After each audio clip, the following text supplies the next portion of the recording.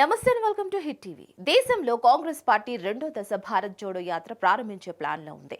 అది కూడా వచ్చే 2024ను జనవరి మొదటి వారంలో ప్రారంభించే అవకాశం ఉందని ఆ పార్టీ వర్గాలు వెల్లడించాయి.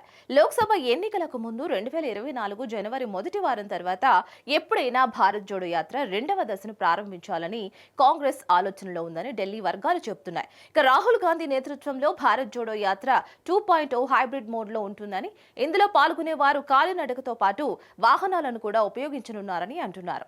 ఈ భారత్ జోడో రెండో దశ యాత్ర అనేది ఈశాన్య రాష్ట్రం నుంచి ప్రారంభమై ఉత్తరప్రదేశ్, బీహార్, మహారాష్ట్రల మీదుగా సాగుతుందని కాంగ్రెస్ పార్టీ సీనియర్ నాయకుడు ఒకరు చెప్పారు.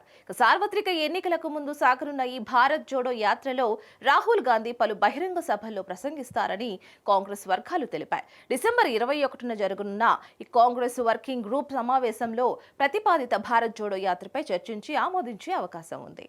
మరిన్ని అప్డేట్స్ కోసం చూస్తూనే ఉండండి హిట్ టీవీ.